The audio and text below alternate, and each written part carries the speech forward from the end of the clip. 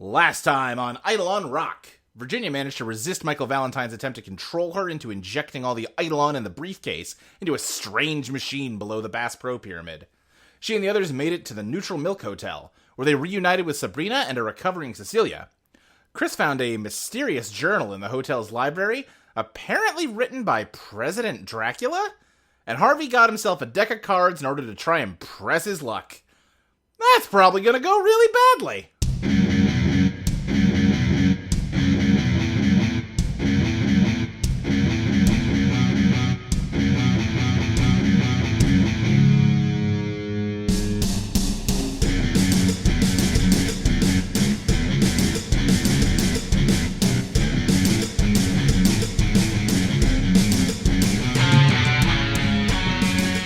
I rolled a 7 to deal in. Oh, okay. So you need 3 books, huh? Uh-huh. You can have the Inhuman, the Virtuoso, or the Vanguard. Sure, Inhuman, sure. All right. Then who's with Virginia right now? I'm probably with Virginia. I'm probably just sticking with the group while I try and study these texts that I found. Yeah, Virginia suddenly blinks and turns into a shadow. Oh, okay. I love the idea that Virginia just doesn't even notice anymore. She's like, yeah. It's like, oh, so that'll still happen while you're here, huh? I mean, that is possibly promising. I mean, still have an Eidolon, so it makes sense that it keeps doing its thing. Yeah, and also, like, if you can still function as normal while outside of the range of Michael's control, I mean, it's possible that if we did end up having to eliminate Michael, that, you know, you wouldn't go away in the same way that other Eidolons do. No, I mean, normally, like, Iron Spy wouldn't be able to function if outside of a certain range of me. I guess. I would like to feel hopeful about this, but it's very hard to say. At the very least, we know that we can, like, cut her off from him and she's still fine, so maybe we just need to find a way to do that permanently. Possibly. Where are all of y'all right now? Are you still in, like, the breakfast nook, or did you go up to a room? I think since Cecilia is in the breakfast nook, right? Yeah. Yeah, I don't think we want to disturb her, so we've probably moved away from there. Okay, yeah, I think you're just kind of hanging out in a... Also, Virginia's avoiding her now. Makes sense. Yeah, understandable. Yeah, we already talked a little bit. I think we're going to stay away from each other for a minute. Makes sense! Then you're just sort of hanging out in one of the 2 rooms you got. And Chris, there's probably like a little desk if you're trying to work through those notes. Yeah. I think Chris is going to start saying again, like, I really wish we knew more about how these Eidolons function to begin with. Like, there's so much that we don't know that clearly these angels have experience with. And, like, this, I'm sure this book will probably eventually be helpful, but it's slow going. I've gotten, like, maybe 5 words figured out, one of which is blood, so that's something. He does use that a lot. I mean, that makes sense. That's how we got all these things, right? Yeah. Guess that is true. Huh. That is a good point. But also, I don't know that the angels necessarily know everything about this either, because I don't think Virginia's dad intended her to be able to do all this. First of all, I don't think he's my dad. But secondly, yeah, I have no idea. I mean, he wanted to make an Eidolon, but I don't, and I guess it worked. But I don't think you're just an Eidolon. I mean, you can't be. You're a person. I guess so. There is something to be said that it's possible that the lines between what an Eidolon is and what a person is are fuzzy. It may be a distinction that doesn't really have much value. I mean, if an Eidolon is an extension of a person, then I don't think I get. I mean, you know, he can still do stuff. I don't know. It's, I don't feel great about it. It's okay, we'll figure it out.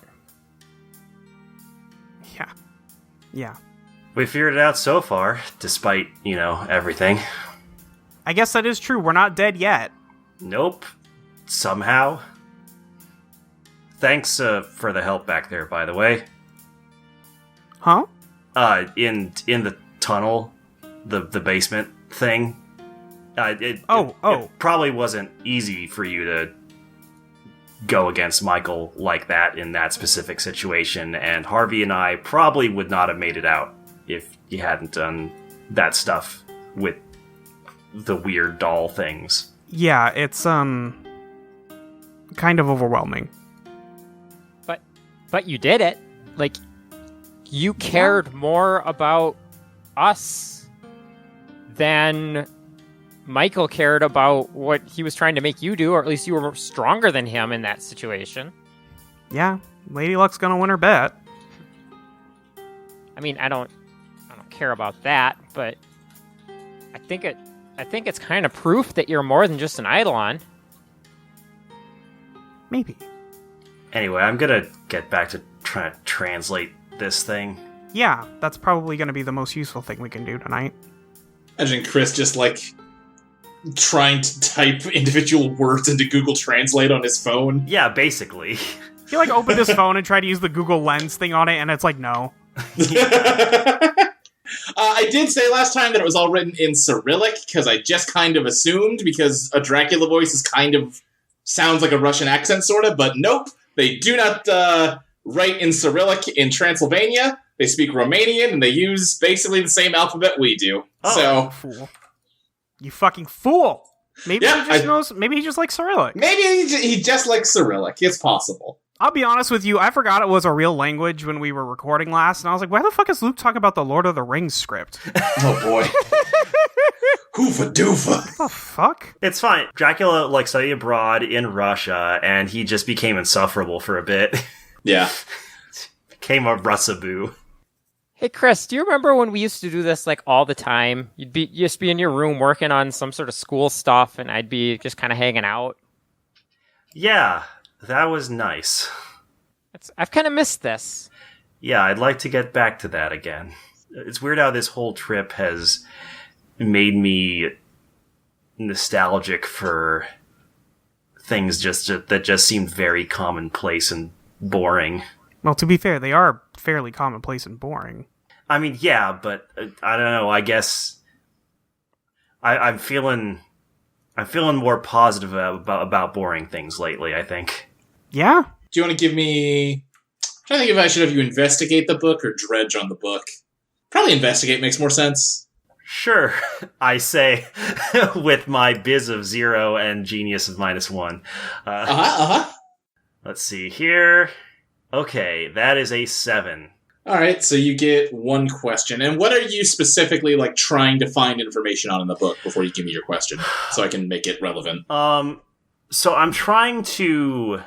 I guess I'm trying to find information about angels specifically. If they have weaknesses, how powerful they are, that sort of thing. Okay, so does that mean your question is what weaknesses can I exploit? Yes. Yeah, okay, let me think here. What weaknesses can we exploit against Michael? Right. What would be in this book to that effect?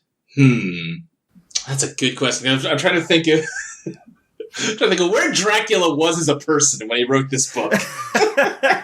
Gotta get inside Drax's mind. Yeah, gotta get inside Drax's head here, you know? Yeah. I think, Do some method dracting.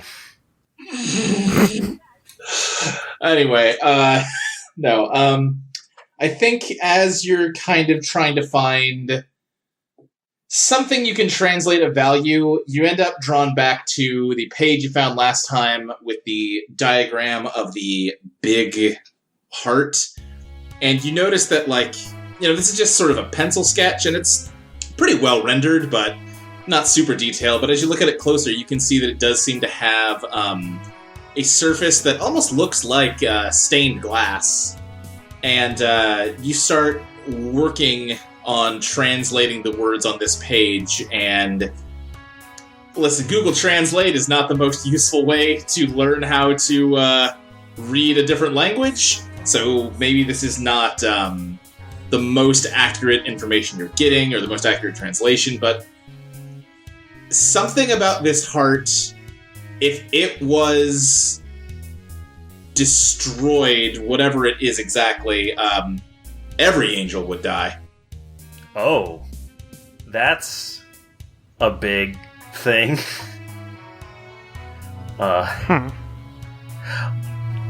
Troubling. I guess I'll tell the group that.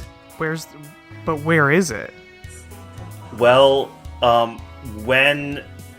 so I was able to get Iron Spy to go a decent ways into those pipes.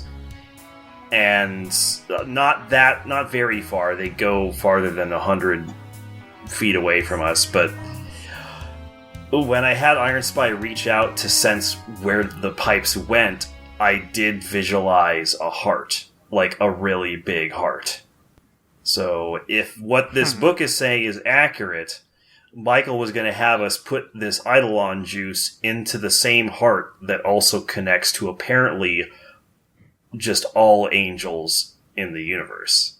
Or at the very least, our world. But is it the same one? I mean, it may not be the same one, but also how many giant hearts could there possibly be? I mean, Houses in Motion had one. Is that accurate? Yeah, remember it had that giant underground heart that you went down there to fight? Oh, right. I thought that was just, like, metaphorical. No, it was very literal. You did die there, so it's okay if your memory's a little fuzzy of the incident. No, there was like a giant heart made out of vinyl siding just pumping in the ground. Oh, okay. I mean, until just now, I didn't know there were any giant hearts, so as far as I know, they're all over the place. Yeah, I mean, you could be right. The heart could connect to something else. I don't know about just destroying something like that. Like, I will admit, Michael seems like he sucks, but I am hesitant to pull a trigger that has angel genocide written on it. also, like, what would happen to Virginia? Yeah, that is also something that concerns me. I mean, if I'm an Eidolon, I don't know if I can be an angel. And yet, the guy at the front desk said you were. Yeah, but he's kind of a dipshit. True, but that doesn't necessarily mean he's wrong about that. I suppose. He sure seemed to be able to tell what other Eidolons were. You'd think if you were just an Eidolon, he'd have noticed that. Do you think he's an angel? Wait, you think it's like some sort of self-hating thing? I don't know. I guess that's true. I guess I didn't think about that part. I mean, maybe he quit. Like he said, didn't he say he used to have a different job before he started working here? Listen, I'll admit, I don't remember a lot about that guy. Mostly just that he was very mean. Oh yeah, no, he sucks. So I guess, I don't know, maybe he is an angel. Yeah, I mean, he could know some useful stuff, but I'm also hesitant to try and, like, ask him, hey, you know anything about killing angels? Because I feel like, you know, we've already been disruptive already. I don't know, he might be into it. I mean, maybe. He doesn't seem too big on killing, just in general, given the whole vibe here. Yeah, that's true. I'm hesitant to be like, hey, how do I go about doing an angel murder?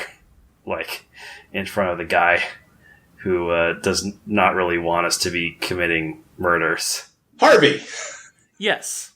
Yeah, you were looking for, like, an annex or something to set up, right? Mm-hmm. I think as you're looking around, I think you do find a little office space with a printer in it, like you described. Mm-hmm. But as you walk in there, Lady Luck is already there, and she goes, oh, come on, Harvey, we can find something a little more, I don't know, exciting than this, can't we? I guess it's a big hotel. Come on, follow me. And she heads out of that room and out the front door. I mean, I guess I'm gonna follow her. Yeah, you step outside, and while the hotel is still on a riverboat, it is no longer on the whatever river that was that ran through Memphis. I didn't look it up. Should have. I'm pretty sure that's the Mississippi. Is it the Mississippi? All right. Let me check real quick, but I'm almost certain that was What river runs through Memphis, Tennessee? It's the Mississippi! Hey, I was right. Look at that. Oh yeah, it is no longer on the Mississippi River. It is in the middle of a vast ocean, and it is no longer, nighttime out here. It seems like midday, but the sky is overcast, and everything is just sort of gray, and there is just endless ocean in all directions. And on the deck of the boat, a few feet out from the building, is a card table with 2 folding chairs. Ritzy. Yeah, Harvey's just gonna take a seat. Probably drum his fingers on the table. Alright, now see, isn't this a little more exciting? I'm gonna be honest, had enough excitement for 2 days. I'm hoping for something a bit more relaxing. Oh, Harvey, that's no fun. That's no fun at all. Come on. Anyway, what did you have in mind to play for? Well, I gotta admit, I'm not sure what you'd be taking, but, one thing I wanted was just a little more information. I don't know if I need to gamble anything for that, or if we could just have a pleasant conversation. You've kind of got me over a barrel anyway, so at this point, I'm not sure if playing coy does either of us any good. You're not wrong that I do have you over a barrel, but then I don't have much incentive to share much with you at all then, do I? It might make my job a little easier, is all I'm saying. I think your job's as easy as it needs to be. You've got an address and a deadline. What more do you need? Oh, I'd like it if one of my friends wasn't a double agent and we weren't, trying to figure that whole situation out still. Or if I knew why we were doing any of this to begin with. Alright, so you want to play for information. That's, and what... Maybe. Okay. I'm not gonna bet the house on that. What are you going to bet? Honestly, if you need anything, I'm willing to talk at the very least, because I'm not sure I have a whole lot to offer, and you'd have a better idea than I would. Harvey, you're selling yourself short. You've got plenty to offer. Just, it needs to be something of equal value to what you want from me. That's all. Well, I'm not sure what of equal value I would have for information. I'm gonna be... I do not know a lot of use. I'm sure you can think of something that you value as much as the answers you'd like. Take a shot in the dark. I'm not betting that. Forget it. No answers. You know what? If you're gonna be all ambiguous and mysterious about it, I'll live with it. All right. Well, you did. What? I hope you're wanting to play for something. Then, I mean, you got me out here. You got me all excited. Yeah. Listen, I would also like whatever you took from Chris. What I took from Chris. She kind of leans forward in her chair, and with a flourish of her hand, a poker chip appears. And she just kind of spins it idly on the table like it's a coin. And she just says, well, Chris gave this to me in exchange for coming back to life, and that's pretty significant. What do you value as much as you value Chris's life, Harvey? I mean, I've still got my pinball, but that's about it. And I'm not gambling with anybody else's life, I can tell you that much. Well, that wouldn't be yours to gamble with, now would it? Well, I would think that my life isn't yours to gamble with, but apparently we're just playing Calvin ball on that front, so... Harvey, it seems to me that you'd like to win something important without having to risk anything yourself, and that's just not how gambling works. In fairness, I did work for the casino. Right, so you should understand that the house usually has an advantage, and if you really want to beat the house, you've got to pay to sit at the table. I mean, I can give you the money I would earn from the delivery, I guess. But I don't know if that is enough to pay for somebody's life. Harvey, let me make this clear for you. I'm asking you a simple question. What is something you have that is worth Chris's life to you? As long as you answer honestly, we can play. I'm already dying. Mm-hmm. I don't...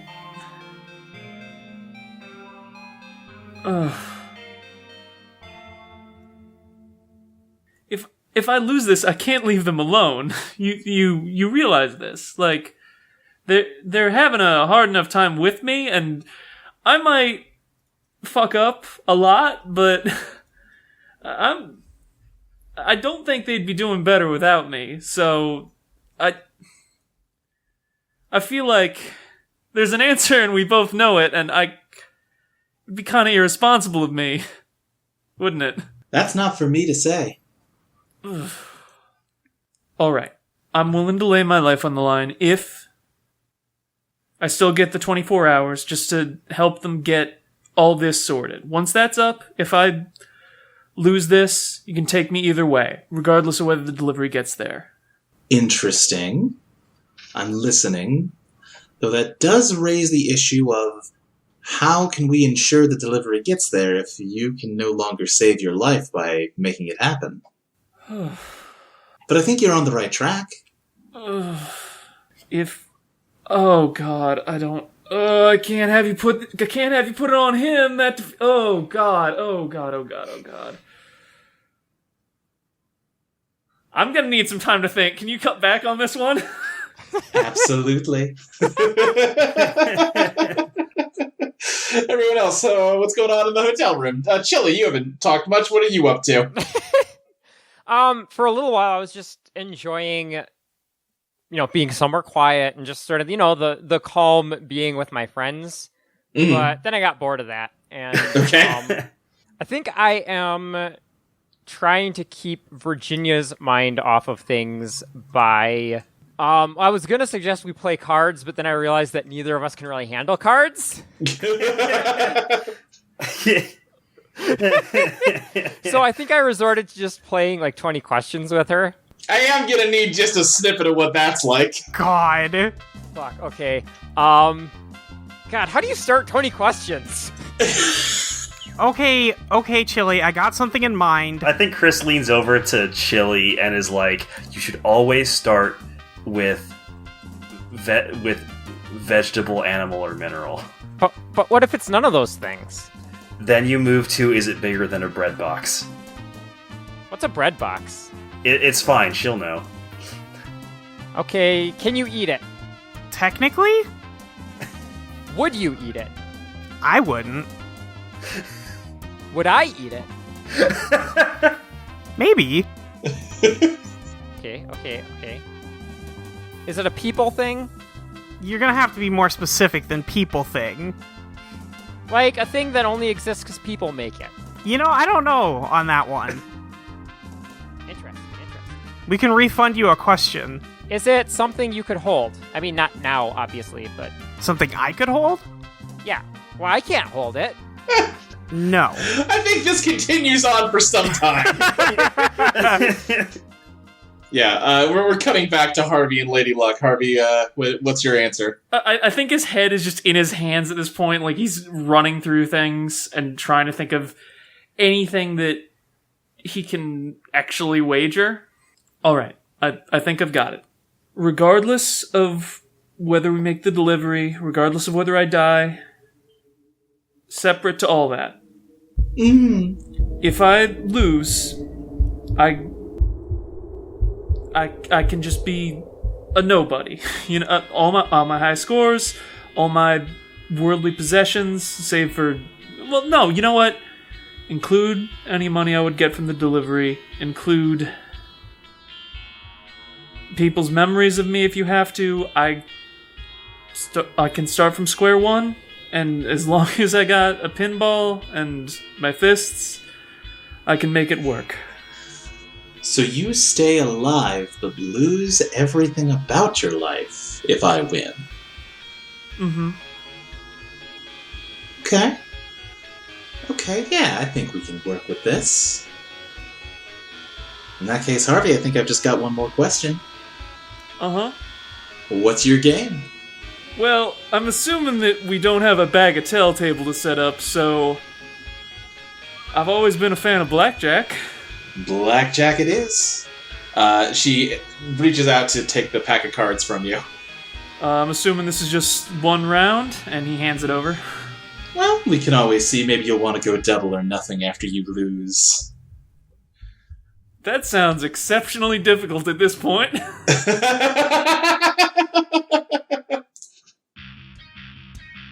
Yeah, she takes the cards out and starts shuffling them. She's doing, like, a lot of very fancy, flourishy shuffles. She's practically juggling the cards as she shuffles them. And, eventually settles in and deals you 2 cards, which I guess let me, give you some random cards here. You get an 8 and a 7, and she has a 5 showing with a face-down card. Alright. If I hit, I have to hit before you, right? That's how it works. Now, I do want to remind you that this is an RPG, and you could possibly use some moves here instead of just relying purely on playing this like it was blackjack. Absolutely I could. Absolutely No. I can.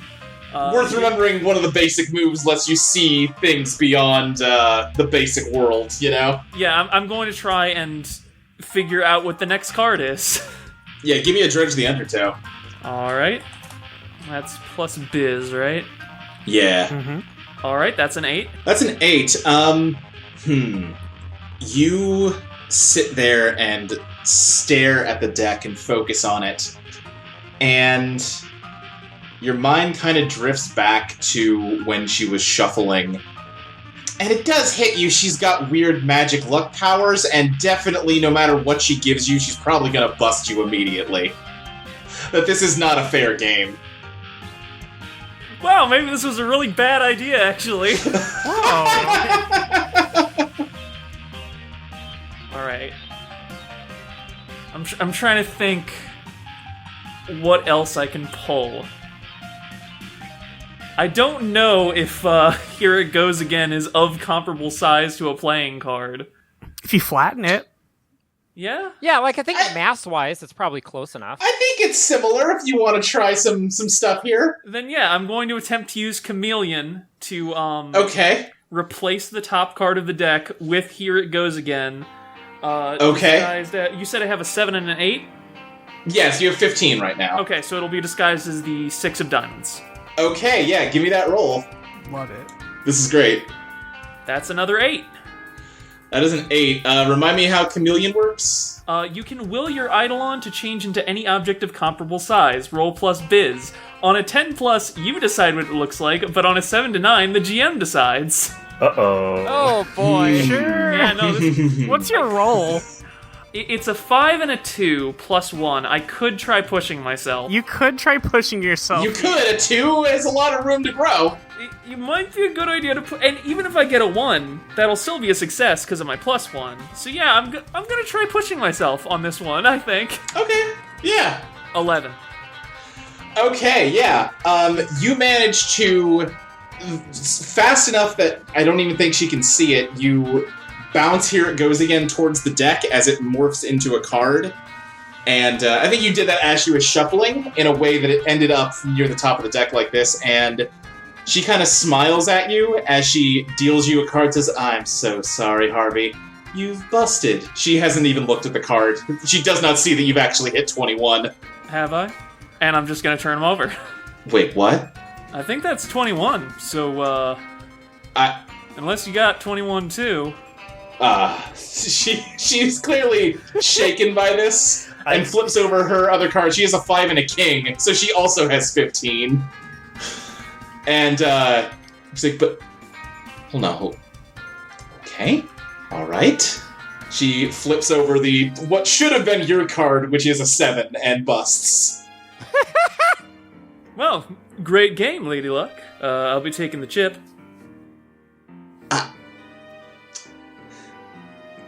Yeah, you know what?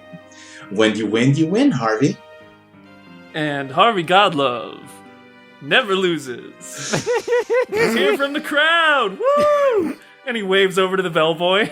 She is, like, clenching the side of the table hard enough that the wood is splintering. I think are you getting up to leave? Yeah, I mean, I get the chip. I don't know if I should palm the card. Do I have to roll for that, or can I just say I palm the card that I put in there? I think you can palm the card. Yeah. He goes, well, now hold on, Harvey. Where are you going? We're just getting started. Don't you want to get rid of that clock on your chest? I mean, we got 24 hours. And I don't really know what I'd bet for it. You could bet your winnings. They're not mine to gamble with. All right. Good game, Harvey. Good game. And he's just gonna head over to the room. She just vanishes off the deck of the boat. Sucks when you gamble with the devil. Even when you win, you lose. What do you mean? I'm sure this won't have any consequences. I never face them. It probably would have happened now, and I do want to say it just because it would have been fun. If you were going to call her out for, like, cheat shuffling, she was going to call in a neutral third party to deal, and it was going to be the two-headed bellboy who you would feed the deck of cards into one of his mouths, and then he would spit cards out of his other mouth. Oh, I wish that would have happened. Like a card shuffler, oh my god. That would have been very good. That's way better. No, I like this. Harvey already outsmarted her. It's great. Somehow. Yeah, no, that ruled. Lady Luck was finally hoisted by her own petard. All right, yeah, Harvey, you head up to the room where everyone's just kind of hanging out. How's that 20 questions game going? Okay. Is it a tennis ball? No. Would you eat a tennis ball? What's the one you plead when you don't want to testify? The fifth, Chili. Okay, yeah, I'm the fifth. You're the I fifth? thought you were asking the questions. And Harvey just, like, is leaning on the door jamb. Oh, hey, Harvey. What have you been doing? Oh, don't worry about it. And he just tosses the chip to Chris. I try. I'm not really expecting it, so I reach out to grab it, and like I fumble it a few times before finally getting a grip on it. What's this? It's yours, man. Don't worry about it. I can't remember. Did the chip that she pulled out of my head look distinctive at all? I don't remember how I described it at the time. I don't think it did, but I think this looks like it. Okay.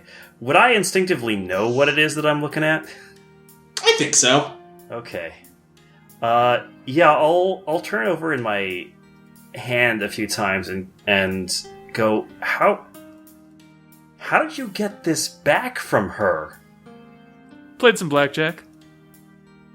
And you won? Hey, we've all got our game, don't we? All right. Wow. I'm never gonna call you an idiot for the rest of my life.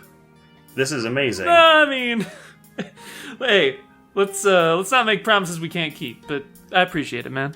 I'm not really sure how I incorporate this again. Maybe I'll and Chris just tries to like insert the chip into the top of his forehead. Yeah, you feel the like molded plastic pressing into your forehead. Okay, well that's not working. I'm really not sure how she got this thing out of me. Maybe you have to eat it. Wait, Virginia, is it a poker chip?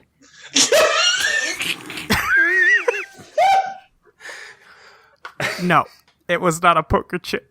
Was it a potato chip? It was not a potato chip. Can I dredge the undertow to try and figure out what to do with this thing? Yeah, I think so. Okay. Let's see here. That's a 10. Alright, on 10, yeah, I'll give you, what do I want to give you? You gotta eat it! Chris, you look at it and you recognize this as your intelligence in the form of a poker chip. It is there in your hands, the thing you lost.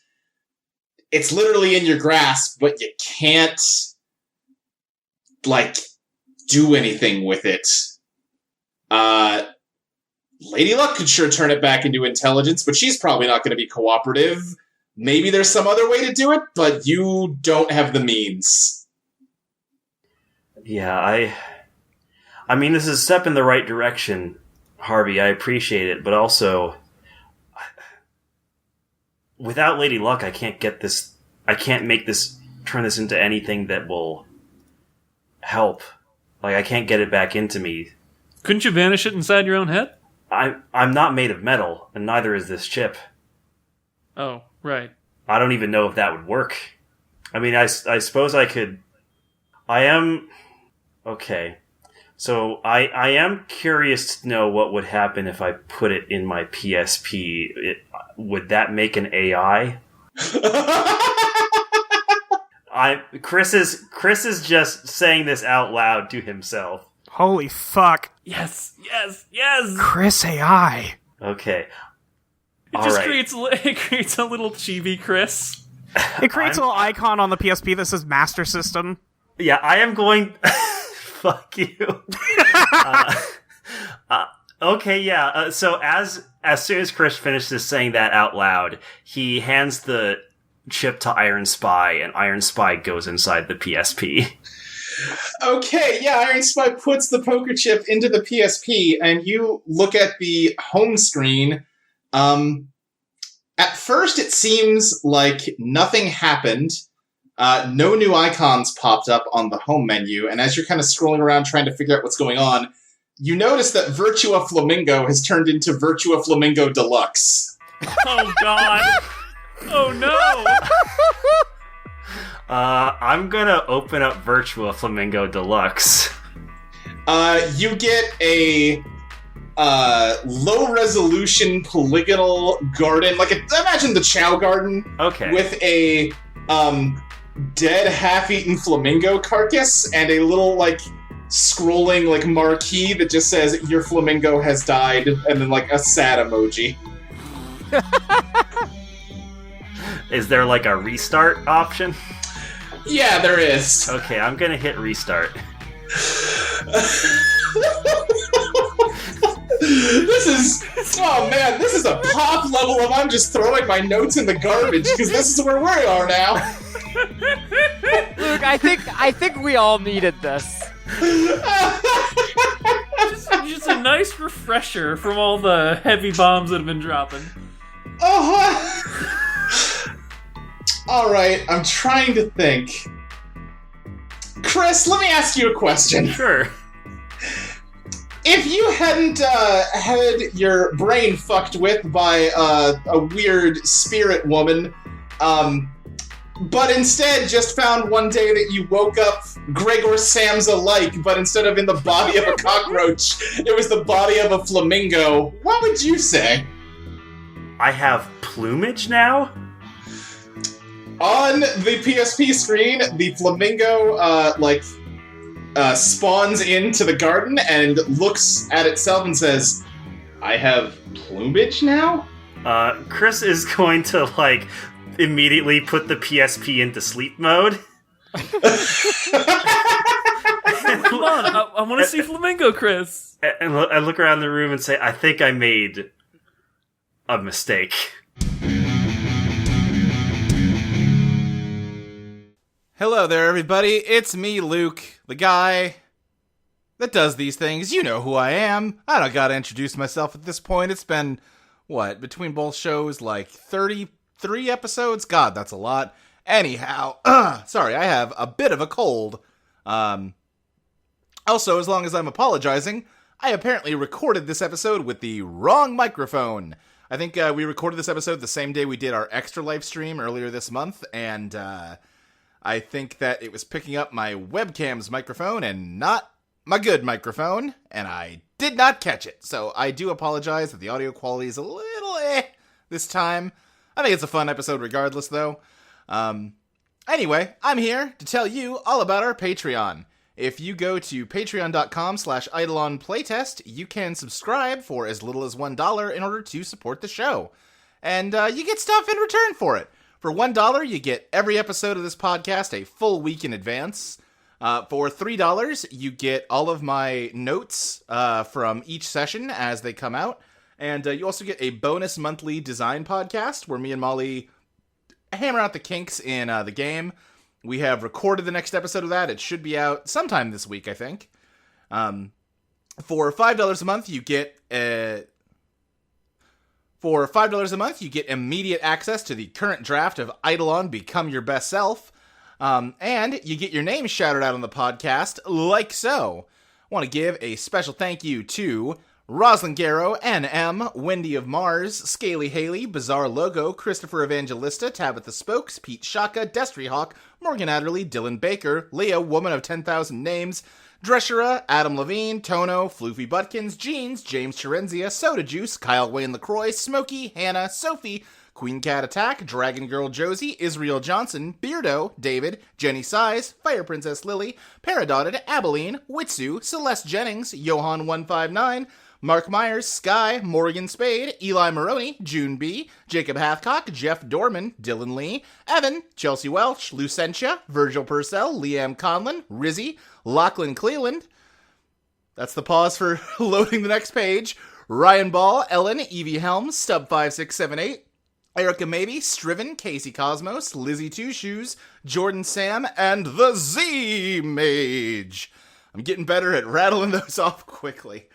Oh, there's so many of you. Thank you so much for supporting the show. It is extremely helpful. For reasons I don't want to reveal at this moment, the money we're getting from the Patreon is going to help us out a lot in a month or two here. So thank you for that.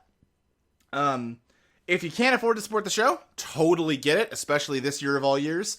But what you can do is tell your friends about us. Say, hey, listen, you like actual play shows? You like Persona? You like JoJo's Bizarre Adventure? Well, then I got a podcast for you. Probably you should deliver that better and maybe tailor it more to your friends instead of just repeating what I just said. No, just repeat it verbatim. That'll sell them on it. And you could also rate and review us on iTunes. That helps out. Just help us get the word out there if you like this show. A few quick things. So earlier this month, we had to double up on Rock episodes because of a whole bunch of situations that went out of our control. We missed a pop recording session, so we had to release 2 Rocks back to back, and that's all well and good. Except it did occur to me a little bit later that some plans towards the end of the show are gonna get goofed up if Rock episodes come out before Pop episodes. Like, we need Pop 21 to come out before Rock 21, and this is getting a little in the weeds, sorry. The long and short of it is the next 2 weeks are going to be Pop weeks, so Eidolon Rock is going to be on the bench until, when is it, December 14th, I think? I say it at the end, don't worry about it. But yeah, I think that's everything. Yeah, let's get back to the show. Did you make a furry? I think I made a furry, and the worst thing is I'm not even that into birds. Wait, now hang on. Yeah, no, now we gotta know what your persona would be. Oh, Not a flamingo. look, if you want to know that bad, you're gonna have to guess. I'm not gonna just tell you what my persona is. Chris, what's your Fur Affinity account? I'm not telling you my Fur Affinity account. Fox! It's a fox! No, thankfully it's not a fox. That would be weird. What are you guys talking about? Don't worry, Chili. It's fine. It's a human thing. Alright. I'm gonna Ferret. take the PSP out of sleep mode again. Okay. And I'm pretty sure the PSP has a microphone. Oh no! Yes, no, it does. It does. Yeah, it does have a microphone adapter. Okay. I'm glad that we're really aiming for verisimilitude. We don't want to suggest any differences between this PSP and the real one in the world where Sega is still manufacturing consoles in 2020. Yeah, We talked about this off the air. Yeah, so Like, I'm gonna The idea that Chris can just turn anything into a PlayStation app is very far afield of how his power works on his character sheet, and boy, if only I'd known this is where it would end up when I allowed this as a fun goof. But you might have made a different decision that day. But too late now! Yeah, I'm gonna It's the genuine Iraqi vibes. I'm gonna root around in my backpack and take out the PSP mic adapter. Okay. And stick it into the PSP and say, "Hey, Chris, it's me, Chris." What the hell? Yeah, so you know how Lady Luck stole our intelligence? Wait, what? No, I remember... Boy, it's really hazy. Do you remember dying underground? Oh gosh, yeah, no, I do remember that. Yeah, so when that happened, I came back to life by offering Lady Luck my intelligence. You are the thing that she took out of me. Harvey managed to get you back, but I can't figure out a way to put you inside me yet. Wait, so I'm part of you? Yeah, you're like an offshoot of me. Well, I guess I'm also an offshoot of you. Wait, but then why am I a flamingo? Our persona is Actually, you know what? I'll let you decide. This is a pivotal character iteration. Dustin, what is Chris's persona? Oh, God. Now I actually have to think of what his persona would be. Okay. He's intelligent, but he is also kind of a loner. But he's also into urban exploration. Yeah. What would make sense for that? I mean, this sounds like cat to me. I was gonna say raccoon. Or raccoon. Raccoon is so fucking funny. Yeah, Is that why Chris likes Sony products so much? Is because of Sly Cooper? Yes! Yes! Okay, alright, then in that case, as you explain this to Virtua Flamingo Chris, he says, wait, but if I'm a part of you, why am I a flamingo? Our persona is a raccoon. Damn it! I was never gonna guess that one. Yeah, Chris, yeah, everyone hears that out of your PSP speaker. You know, I really wish you hadn't said that in front of everyone. I don't see anybody. I'm just in a weird... It's like a virtual reality space or something. Yeah, you're in my PSP right now, because that's the best thing I could think of to actually interact with myself again. Once I figure out a way to put you in me, we can merge again, but... Okay, that was phrased really weird, but...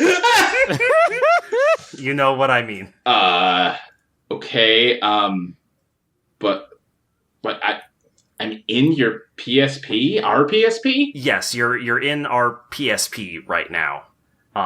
That's why it looks like a virtual space. Weird.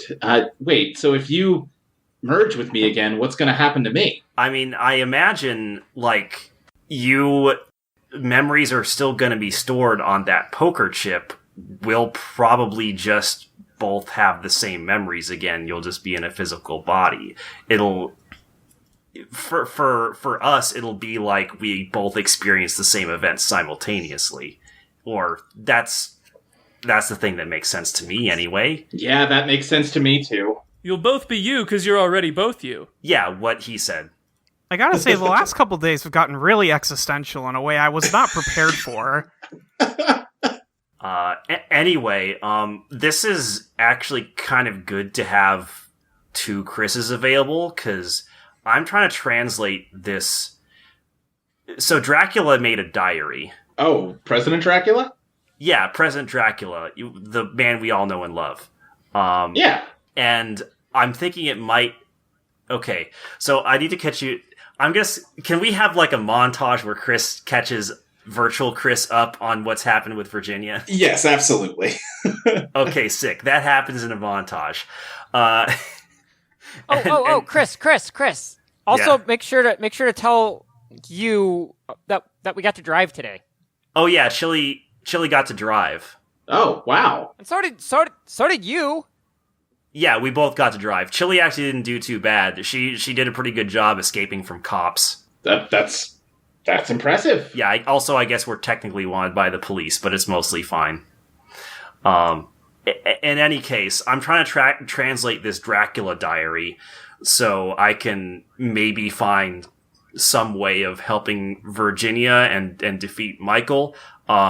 If you could help me translate some of it, like if we could split the work up between us, I think we could really make a lot of progress, especially since you're the intelligent side of me, so you might have a better go of it than I have. I'm willing to help, but I'm not really sure how am I going to see it. Oh yeah, that's a good point. Just give it to him. Yeah, I guess I could just put it inside the PSP. All right, yeah, you put the Dracula diary into the PSP, and in Virtua Flamingo Deluxe on the inventory icon, a little exclamation point appears. Yeah, so I figure you can translate some of it while I'm asleep, and then when I'm awake, I can give you a break, and I can start translating from where you left off. I can try. I don't have arms, which is still going to make it tricky to work a book, but I can certainly try. I mean, yeah, that's all we're asking for. Can I have your phone too? Because I'm gonna need Google Translate. Am I gonna get reception inside the? Oh boy, this is getting confusing. I mean, the PSP has a Wi-Fi adapter, so I mean, if the phone can reach out. Okay. Well, I mean, it has native Wi-Fi actually, not an adapter. Right. So I'll give it a shot. I put my phone in there. Okay, you add your phone and that appears in the inventory screen. Hang on. I want to try something. Harvey calls his phone. Yeah, the phone rings in-game, and the Flamingo Chris says, wait, I hear ringing, but I don't see a phone anywhere. And Chris, you see on the screen the little backpack icon is just vibrating. Oh, it's in your inventory. Can you... Oh, I guess I need to... I'm not sure how this game is working exactly. God. Do I have to open up the inventory and then, drop the phone into the environment? Yeah, you use... The PSP has a touchscreen, right, or no? No, that's the Vita. The Vita. Oh, that's the Vita, my bad. Yeah, so you select The PSP has a touchscreen, I just said so. No, yeah, There's no DS, so somebody had to. you tap and drag the cell phone out of the backpack menu, and it just Virtua Chris just is whoa, it just appeared in front of me, and it just drops on the ground, and he awkwardly pecks at it. When he answers it, it turns into the codec. He awkwardly pecks at it with his flamingo beak, and yeah, sure, it turns into a Metal Gear codec screen with Is this the dumbest thing we've ever done? I think it might be. This is so many layers of stupid. It didn't even take us a year to turn this podcast into Homestuck. Yeah. God, oh no! I've become my own worst enemy. Harvey just pointing at his own pixelated face on the phone. He's like, hey, it's me! Oh, hey, Harvey. Hey, Flamingo Chris, how's it going? I'm a flamingo, so it could be going better. Yeah, well, wait till you see what happened to the other guy, am I right? Sure. Anyway, I'll let you get back to work. I just wanted to see if this worked. Okay, bye. Just gonna hang up. Yeah. All right. Well, I guess we confirmed that reception still works. Yeah, okay, well, I will do my best to try to see what I can do overnight for you then. All right, thanks. When I wake up, I'll give you some rest. I don't want you to... Yeah, I mean, you're me, so I wouldn't want to overwork myself, you know? Yeah. Okay, well, I'll get to it. Okay, I guess I leave the PSP plugged in so it doesn't run out of battery while Flamingo Chris is doing his thing. God, there's an existential nightmare. All right, yeah, so on the PSP, yeah, Flamingo Chris is just awkwardly pawing at the book and also a phone with his flamingo talons. Hey, welcome to Chili's world on that one. Meanwhile, Chris, in his mind to himself, just thinks about the ethical calculus involved in finding a raccoon to stick inside the PSP instead. It's like, no, I probably shouldn't do that. This isn't necessarily going to be super relevant for obvious reasons, but it would make it easier for Flamingo Chris to do what he's doing. Does Flamingo Chris have a flamingo Eidolon? Oh, no. I think Flamingo Chris just says, oh, yeah, let me see if I can summon Iron Spy. It doesn't seem like I can. Damn. Coward. Flamingo Spy. Okay. Well, I think that's probably enough of this very weird diversion. What a bizarre podcast we're making here. Hold on, I've got a way to lead us out of this. Okay. Guys, this is a real problem, because now I'm really hungry for that rest of that flamingo. Well, I mean, we could just, shoot one down. We're still in... Wait, no, we're not anymore. Damn. I was gonna say we're still in Memphis. Yeah, it's Memphis, because No, it's alright. If I wasn't going to be able to finish it, at least I turned it into my best friend. Aw. Thanks, Chili. Did I ever give you that leftover steak, actually? Because there was that leftover steak. Ooh, yeah, that would work. Yeah, and that didn't have arsenic in it, so... So yeah, Harvey's just gonna give Chili the remainder of the steak. Alright, great. Chili, you fulfilled your instinctive desire for food. Yay! Nailed it. Alright, are y'all going to bed? Yeah, I think so. Yeah, I guess so. Okay. I'm guessing Harvey and Chris are going to bed in one room. Yep. And Yeah. Virginia, I guess you're probably going to buck up with Sabrina? I guess. Sure. I mean, you don't have to. You could take a room by yourself. Yeah, I mean, that's fine. All right. I mean, she's a shadow. I don't know that she really needs a bed right now.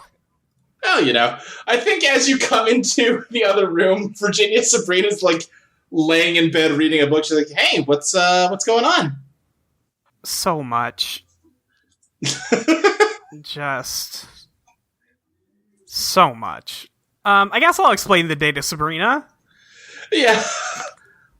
I think we're fading out. We don't hear you explain it. We're just seeing you as the camera pulls away and time passes into the late evening. The Neutral Milk Hotel has gone dark.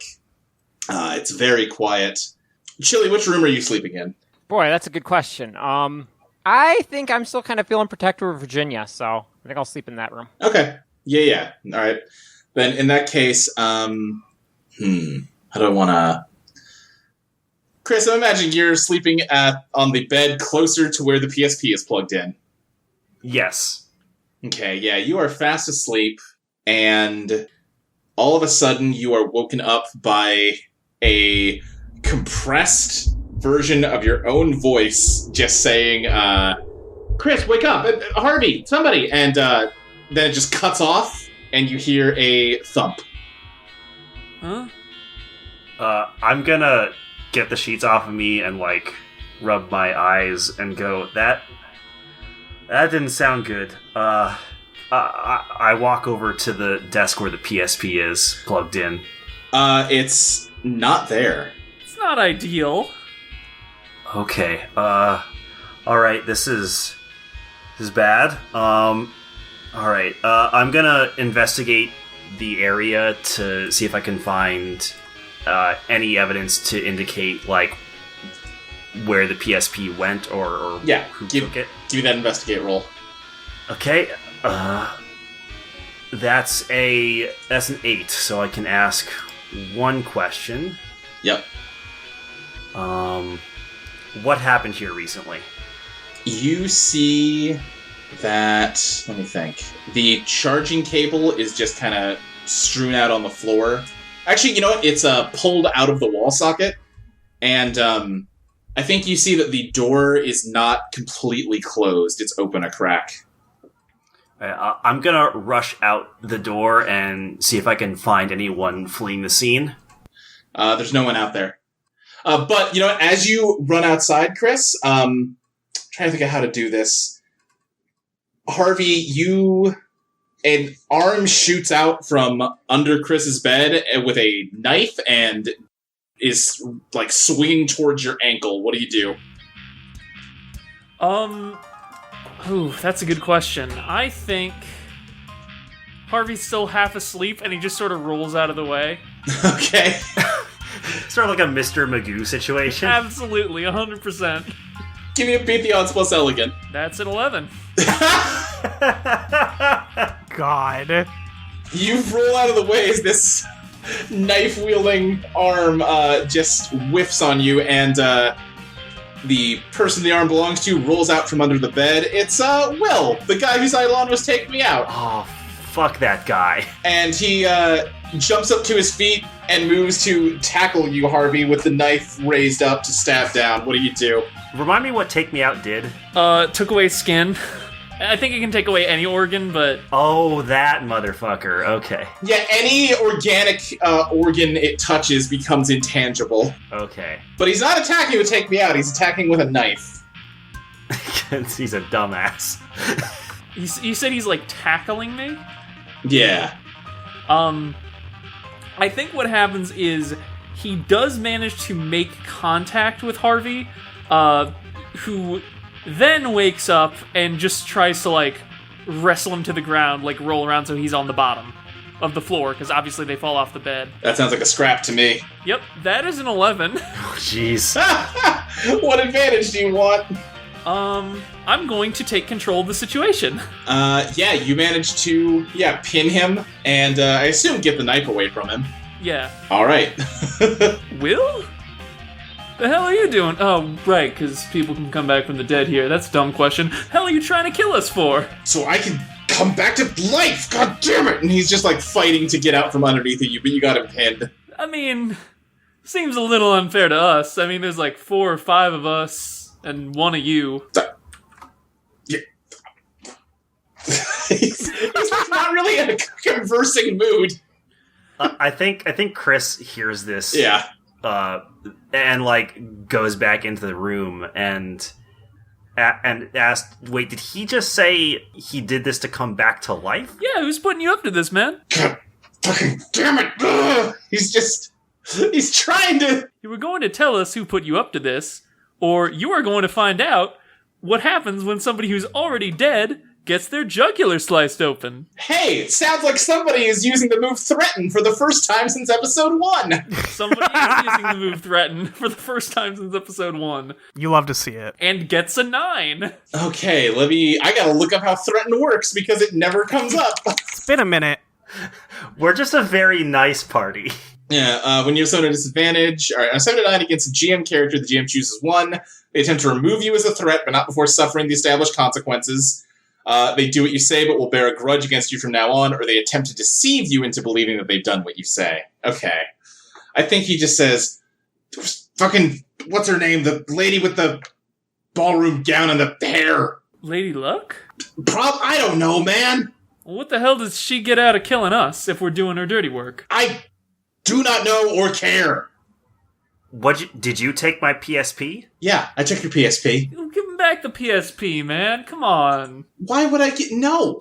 I mean, look, how about you give that PSP back to us, and we'll just let you go. I mean, he's definitely going to try and kill us again if we do that.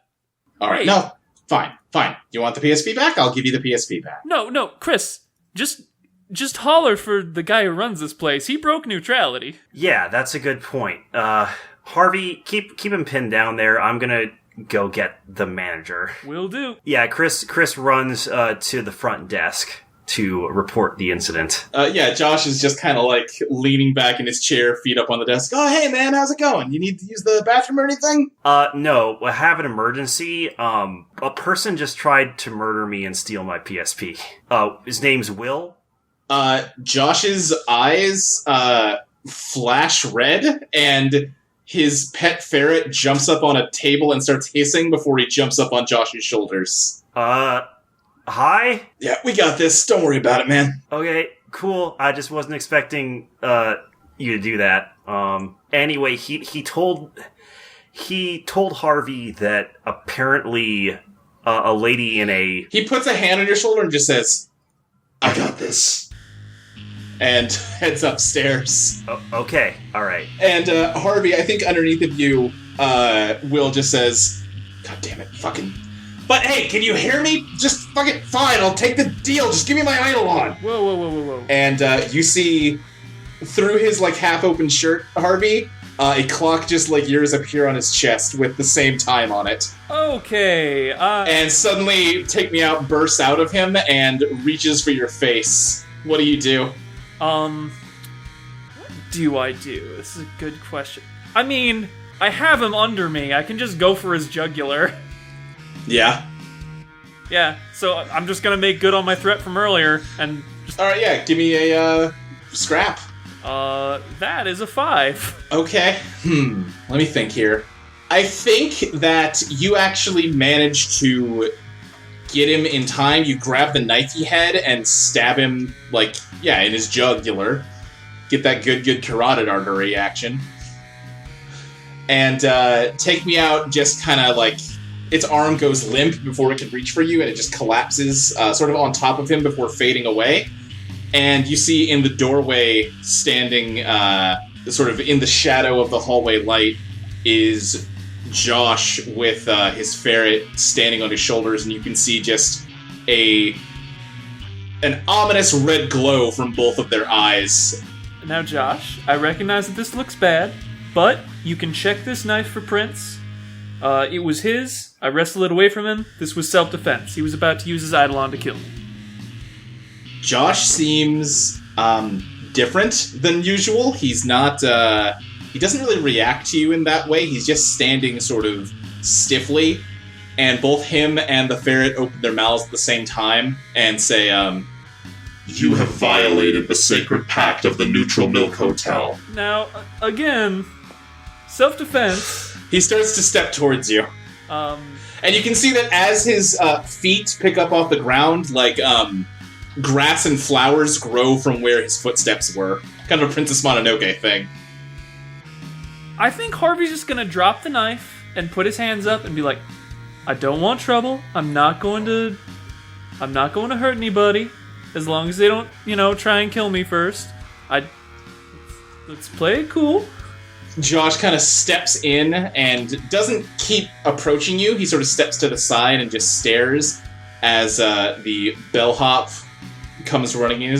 Oh dear, oh my, what a terrible thing! How awful! You must be removed immediately! No. Come on now! And approaches you and grabs you to drag you out of the room. Oh boy. I think, like, Chris would have started running after them. Yeah, for sure. And at this point, he's probably seeing Harvey get dragged out of the room, right? Yes, yeah. He'll probably say to the bellhop, like, whoa, hey, no, it was Will that was trying to kill me. I understand, but he's been marked. We need to get him out of here if you want him to live. What do you mean, marked? What is marked? I don't like the sound of marked. It means that if you're not removed from the premises, Joshua will destroy you! Okay. Oh, that's bad. Come along now! I mean, do we all need to leave with him, or what'll happen to him once he's outside? He'll be outside. Now, when you say outside... And if we leave later, do we still, like...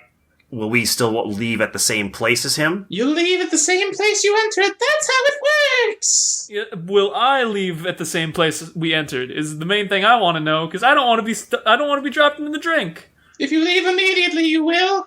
Okay. Yeah. No, that's fine. I can live with that. Okay. Yeah. Harvey, we'll see you in the morning. Sounds good. Yeah, the bellboy opens up the door, and unlike when you went out with Lady Luck, you're on the riverboat right where you got onto it, outside the Bass Pro Pyramid, and the bellhop just says, like, thank you for staying with us. I would say come again, but you're not allowed! And he just throws you into the Mississippi River.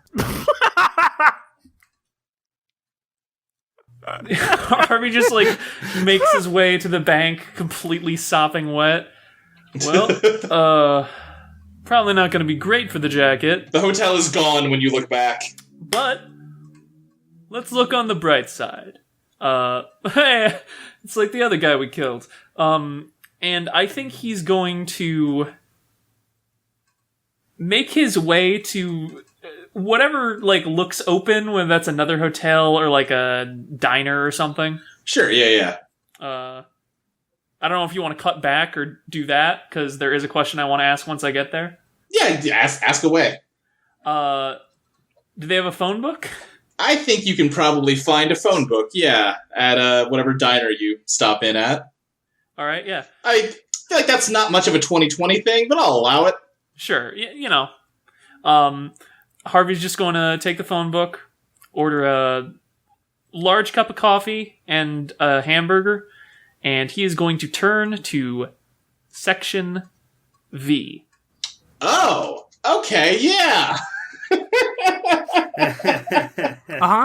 All right, yeah, you do that. Chris, you walk into the room and you see the dead Will on the floor. The bellboy, I think, muscles past you to grab him and drag his body out.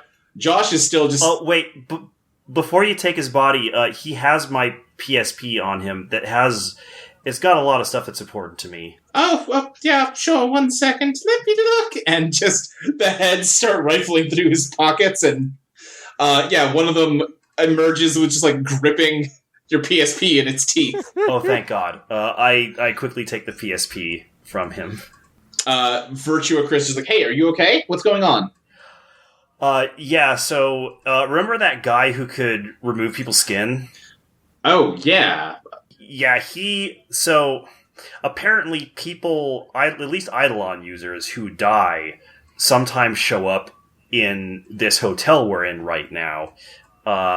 And Will got contracted by someone, possibly Lady Luck. We don't really know for sure at this point, but it seems like the most logical thing.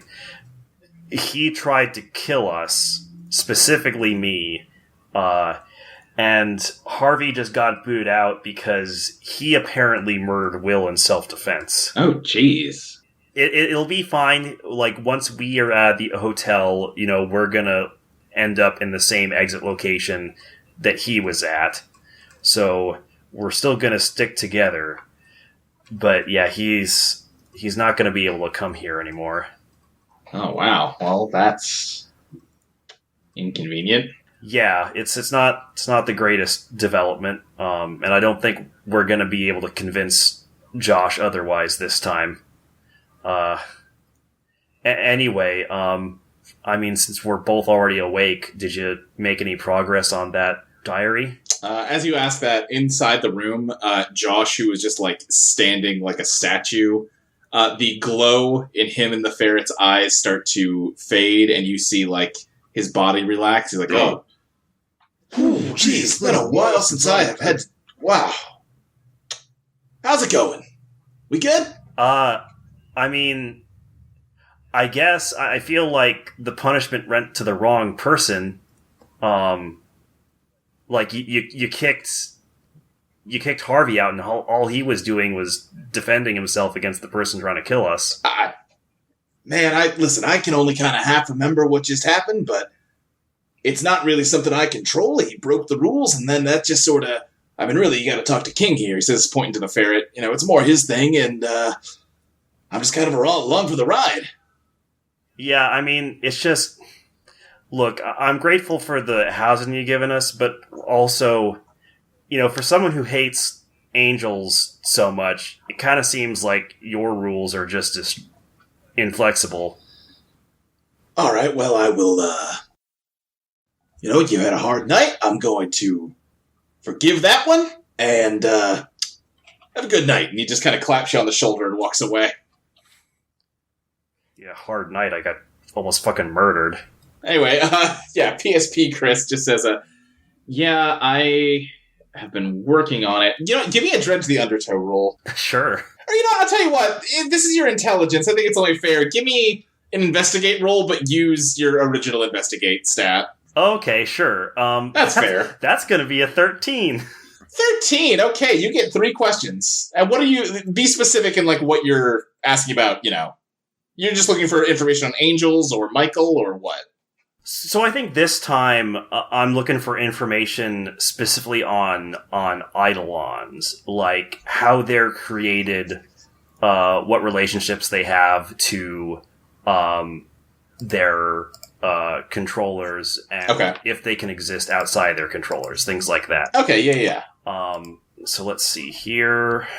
My first question will be, this is sort of a weird way to phrase this, but who's in control?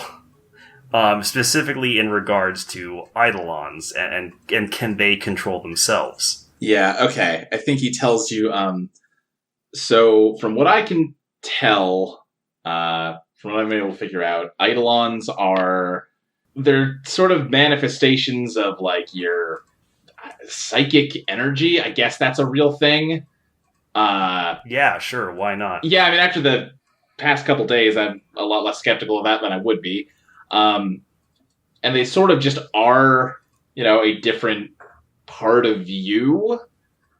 I am seeing some stuff in here, though, about how you get an Eidolon, and I guess sometimes you can get one from some place called the Estate. I'm still trying to work that out, but yeah, there were some pictures of, like, a weird building. Yeah, and I guess sometimes you can. It sounds like most people get their Eidolons by ingesting the blood of a master of the estate. I don't really know what that means. Oh, so you died so you were split off from me before we got this information, but we did eventually find out that the Eidolon drug that we injected in ourselves was made of blood. Oh. Okay, well, I guess that makes sense then. Yeah, so that's starting to fill in some holes. Alright, you get 2 more questions, Chris. Okay. Oh gosh. What complications should I be wary of, specifically in regard to severing an Eidolon or killing its master? Okay. I think he says, so from what I can tell, like I said, Eidolons kind of just are a part of their master.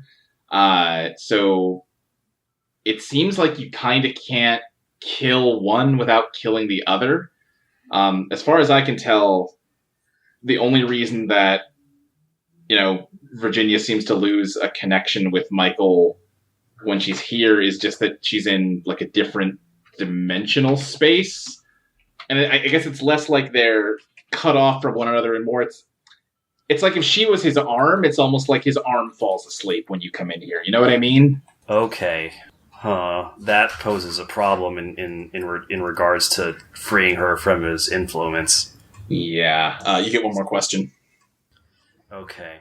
I'm not sure how to phrase this with the investigate questions I'm given, but the basic idea is I want to figure out if there's information on, like, has there ever been instances of ownership of an Eidolon transferring to someone else? Okay. I think that's fine. I think he just says,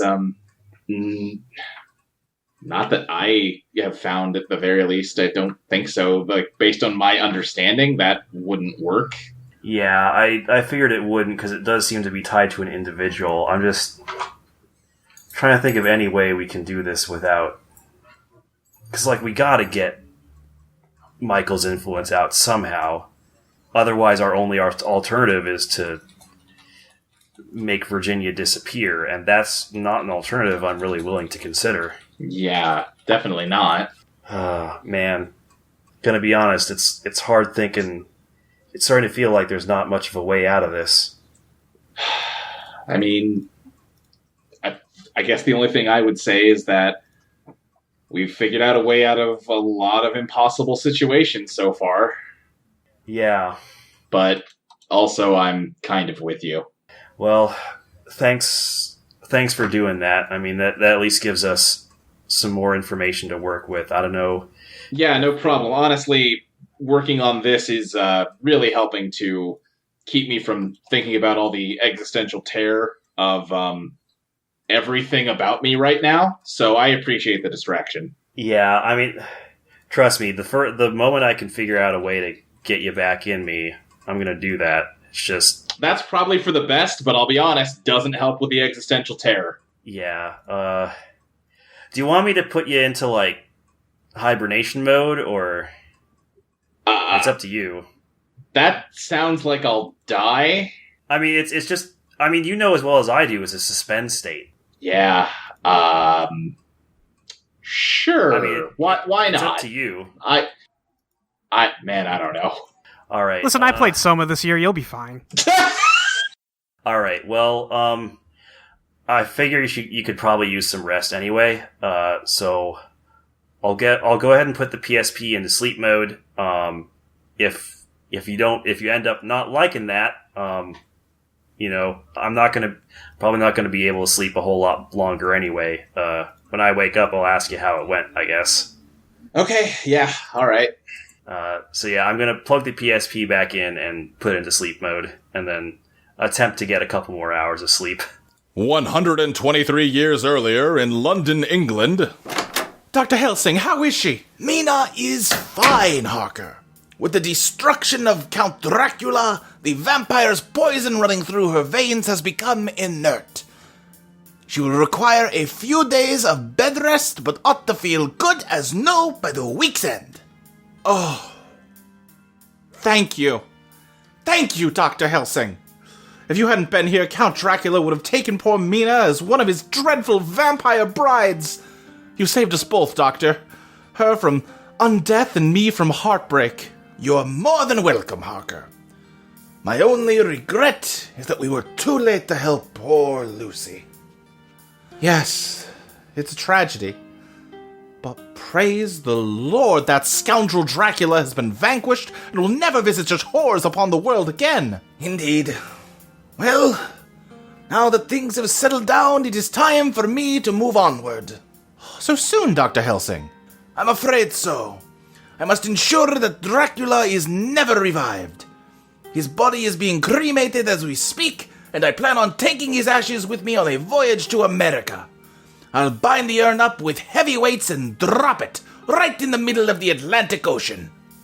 America? Why such a long voyage?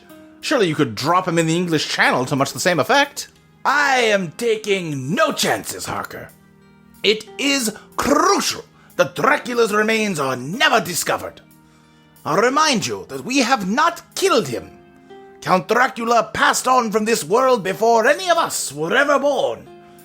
As an undead creature, it may yet be possible for Dracula to rise again, even from his ashes. And so I am taking him somewhere he will never be found. I see. Of course. There is also another matter. One final loose thread that I must address. I searched through the Count's personal effects and found several personal notes alluding to a planned journey to the state of Ohio in the United States. He had plans to meet with a steel industrialist named Burgess Ethelwolf Joseph. I am going to America to call on Mr. Joseph and see if I can ascertain just what the Count wanted from him.